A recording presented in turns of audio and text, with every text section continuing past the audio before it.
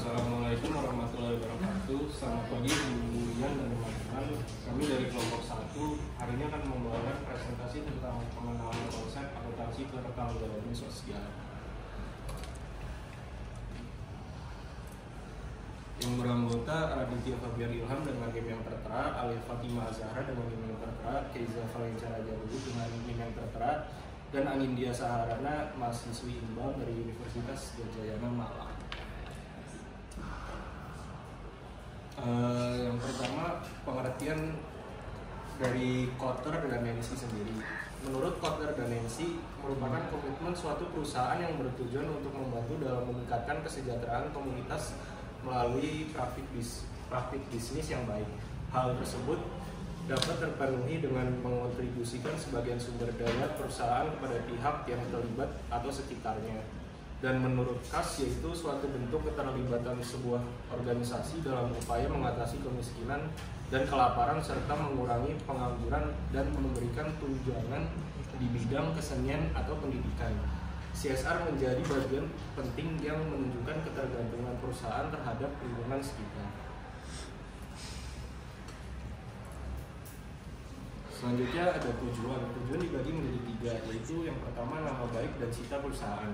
Program CSR biasanya dilaksanakan dengan menunjukkan bahwa perusahaan merupakan pihak yang akan bertanggung jawab atas kesejahteraan masyarakat sekitar. Pelaksanaan program CSR dapat meningkatkan nama baik dan citra perusahaan di masyarakat sehingga berpengaruh baik bagi perkembangan perusahaan di masa depan. Yang kedua, menjaga hubungan dengan stakeholder. Program CSR yang dilakukan oleh perusahaan akan menciptakan sebuah hubungan hangat dan bersahabat dengan lingkungan perusahaan. Program CSR mampu memberikan banyak manfaat bagi masyarakat dalam upaya pengembangan dari pemberdayaan masyarakat. Yang ketiga, solusi atas permasalahan di lingkungan sekitar. Keberadaan perusahaan di suatu tempat akan melibatkan banyak pihak yang ada di lingkungan tersebut. Program CSR menjadi suatu solusi akan masalah-masalah yang muncul dari keterlibatan dan konflik yang terjadi baik berupa masalah sosial, lingkungan, dan ekonomi. Perusahaan mampu mengupayakan bantuan penyelesaian masalah di lingkungan sekitar melalui program CSR yang sudah diselenggarakan. Selanjutnya, manfaat. Manfaat bagi perusahaan itu bisa membuka peluang kerja secara luas bagi pihak lain. Yang kedua, bisa menjadi media promosi perusahaan kepada masyarakat sekitar. Yang ketiga, menciptakan inovasi baru dalam bentuk program-program tertentu. Untuk manfaat bagi pihak lain, yaitu bagi pemegang saham. Pemegang saham akan melihat citra baik perusahaan dan mengundang lebih banyak investor. Selanjutnya, manfaat bagi konsumen. Konsumen dapat merasakan rasa aman dan percaya kepada perusahaan. Yang ketiga, bagi pemerintah. Pemerintah akan merasa terbantu dengan pemberdayaan dan pembangunan bidang ekonomi, sosial, dan juga lingkungan. Yang terakhir, manfaat bagi masyarakat umum. Bisa meningkatkan kesejahteraan dalam berbagai macam aspek. Selanjutnya akan dilanjutkan oleh Talisa. Oke, selanjutnya yaitu jenis-jenis program dari CSR. Yang pertama itu adalah post promotion. Post promotion merupakan upaya perusahaan untuk meningkatkan kesadaran pada suatu permasalahan. Nah, tujuannya untuk sebagai sebuah media promosi untuk perusahaan itu sendiri. Nah, dalam melaksanakan program CSR jenis ini, nantinya pihak perusahaan akan memberikan dana serta sumber daya sebagai upaya mendukung kegiatan sosial, mulai dari kegiatan community service dan kegiatan donasi. Selanjutnya yaitu post-related marketing.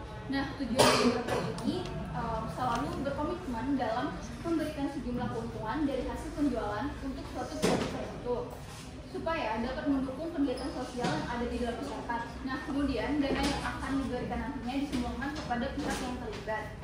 Selanjutnya yaitu corporate social marketing. Nah, jenis CSR yang satu ini tuh biasanya dilakukan oleh perusahaan dalam bentuk kampanye. Umumnya bentuk kampanye yang dilaksanakan oleh pihak perusahaan itu berupa isu kesehatan, lingkungan, dan isu-isu lainnya. Tujuan dari corporate societal marketing yaitu supaya bisa membantu dalam mendukung terjadinya perubahan masyarakat ke arah yang lebih baik.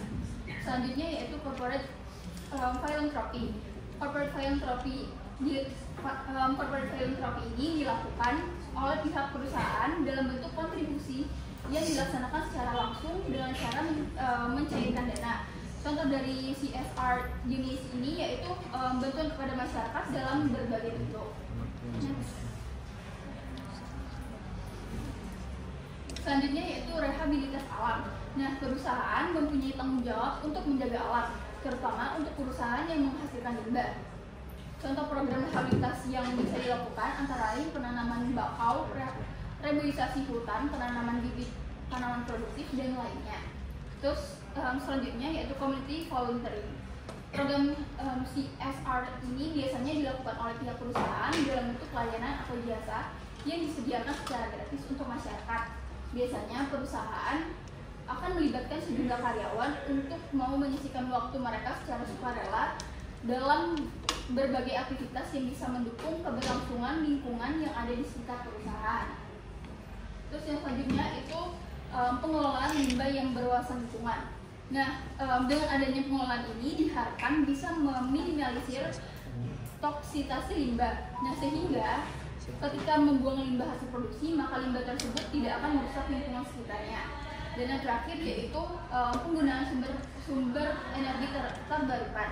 Nah, program ini memanfaatkan sumber energi terbarukan, mulai dari uap alam, angin air, dan juga tenaga surya. Dengan menggunakan cara ini, diharapkan perusahaan bisa ikut serta dalam melestarikan sumber daya alam yang sudah mulai terancam punah, seperti halnya gas alam dan minyak bumi. Next. Sebenarnya banyak jenis CSR yang umum diterapkan oleh perusahaan, tetapi di sini saya akan hanya membahas 8 jenis yang biasa digunakan atau diterapkan oleh perusahaan. Yang pertama itu adalah CSR lingkungan. Nah, fokus utamanya perusahaan untuk mengurangi dampak negatif terhadap lingkungan. Ini termasuk pengurangan limbah, penggunaan energi terbarukan, dan praktik ramah lingkungan lainnya. Terus yang kedua yaitu CSR sosial. Nah, ini tuh berhubungan dengan kontribusi perusahaan terhadap kesejahteraan masyarakat. Ini bisa berupa program pendidikan, kesehatan, pengentasan kemiskinan, dan pengembangan komunitas. Terus yang ketiga itu CSR ekonomi. Nah, CSR ekonomi ini menekankan tanggung jawab perusahaan terhadap perekonomian lokal dan global. Ini mencakup praktik bisnis yang adil, transparansi dalam laporan keuangan, dan menciptakan lapangan kerja. Terus yang keempat yaitu CSR karyawan. CSR karyawan ini berfokus pada kesejahteraan karyawan, termasuk penyediaan lingkungan kerja yang aman, program pelatihan dan pengembangan, serta keseimbangan kerja hidup. Next. Jenis yang selanjutnya yaitu CSR philanthropic. CSR ini melibatkan sumbangan atau dukungan finansial kepada organisasi nirlaba, yayasan, atau kegiatan sosial lainnya. Ini bisa berupa donasi uang, barang, atau waktu voluntary. Terus yang keenam yaitu CSR ekonomi. CSR ini menekankan pentingnya etika dalam bisnis, termasuk perlakuan yang adil terhadap semua pemangku kepentingan seperti pelanggan, pemasok, dan masyarakat. Terus yang ketujuh, CSR komunitas.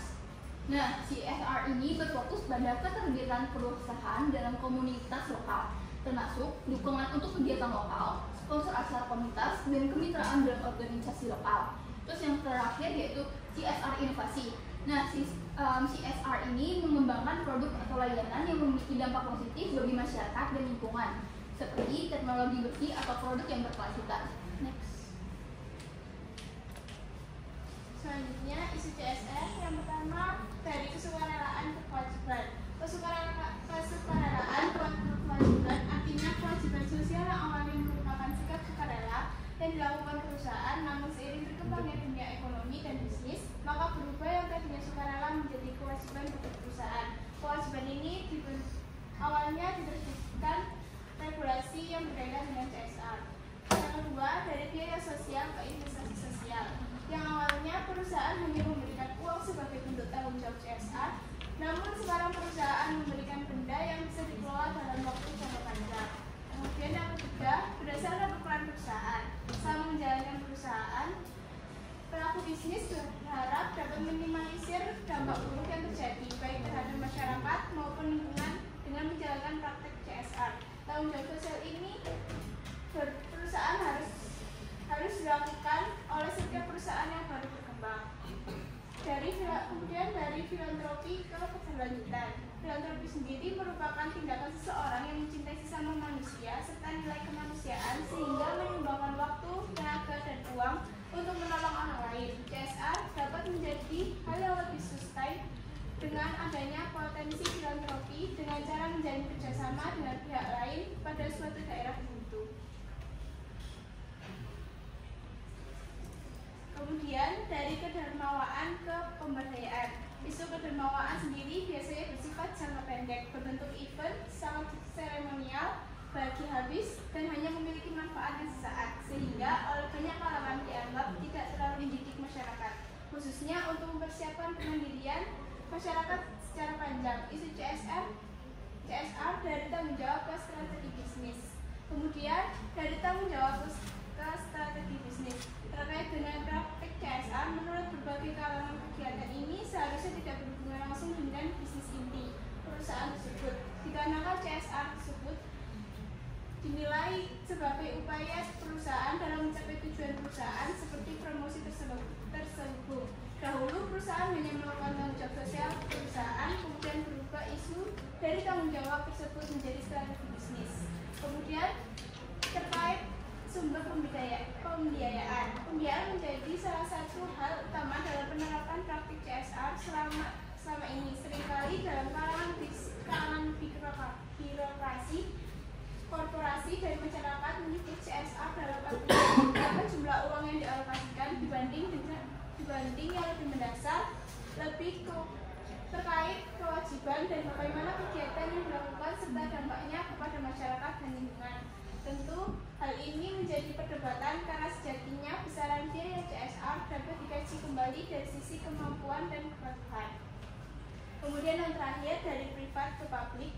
Dahulu perusahaan hanya melakukan program CSR pada lingkungan di sekitarnya saja, namun sekarang perusahaan telah memberikan bantuan kepada masyarakat luas. Corporate Social Responsibility atau CSR menjadi pembahasan yang menarik bagi perusahaan ataupun instansi yang ingin mendapatkan perhatian dari masyarakat.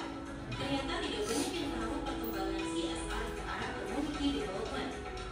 Tepatnya pada tahun 1980-an, CSR sudah mulai dikenal.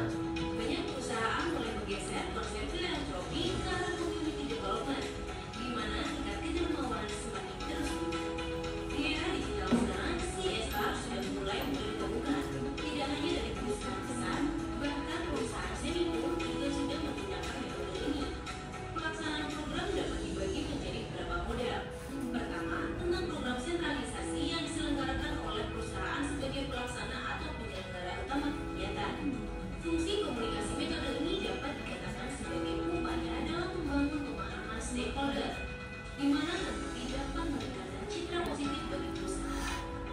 Sayangnya, CSR tidak semata-mata hanya bertugas untuk membangun citra positif saja, tetapi juga dapat mendukung kegiatan marketing untuk mencari keuntungan yang sekaligus dapat dipercaya oleh publik.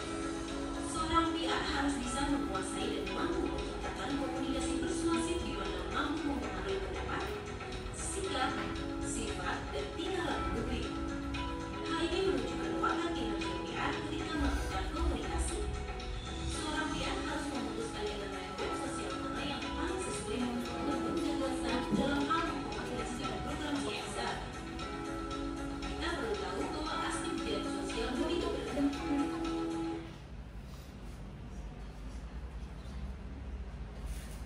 Selanjutnya, latar belakang CSR.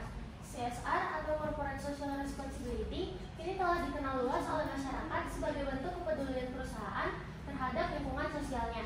CSR berhubungan dengan tanggung jawab perusahaan dalam meningkatkan kesejahteraan sosial serta mengelola kualitas hidup masyarakat secara berkelanjutan. CSR adalah konsep atau tindakan yang dilakukan oleh perusahaan sesuai dengan kemampuannya sebagai bentuk tanggung jawab terhadap lingkungan sosial di sekitarnya.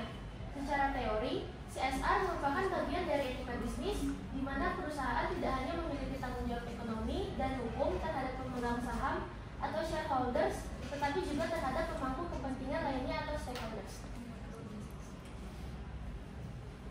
CSR muncul sebagai konsep yang menyeimbangkan antara kepentingan bisnis dan kepedulian terhadap masyarakat serta lingkungan. Latar belakangnya meliputi beberapa faktor sebagai berikut. Yang pertama, tuntutan sosial dan lingkungan. Masyarakat semakin sadar akan dampak sosial dan lingkungan dari aktivitas bisnis, dan perusahaan diharapkan tidak hanya mencari keuntungan, tetapi juga berkontribusi terhadap kesejahteraan sosial dan pelestarian lingkungan. Yang kedua, peraturan dan regulasi. Banyak negara termasuk Indonesia mengatur kewajiban CSR dalam undang-undang. Di Indonesia, UU Nomor 40 Tahun 2007 tentang perseroan terbatas mewajibkan perusahaan yang bergerak di bidang sumber daya alam untuk melaksanakan CSR. Yang ketiga, etika dan reputasi perusahaan. Perusahaan dengan program CSR yang baik dan cenderung memiliki reputasi yang lebih baik dan lebih dipercaya oleh masyarakat. Menghindari citra negatif akibat pelanggaran etika bisnis seperti eksploitasi tenaga kerja atau pencemaran lingkungan. Dan yang terakhir, keberlanjutan bisnis atau sustainability. Dengan menerapkan CSR, perusahaan dapat menciptakan hubungan yang lebih harmonis dengan masyarakat dan lingkungan sekitar. Dalam jangka panjang, CSR dapat meningkatkan loyalitas pelanggan, daya saing, serta keberlanjutan bisnis perusahaan. Secara keseluruhan, CSR bukan hanya kewajiban hukum, tetapi juga strategi bisnis untuk menciptakan dampak positif yang berkelanjutan bagi semua pihak.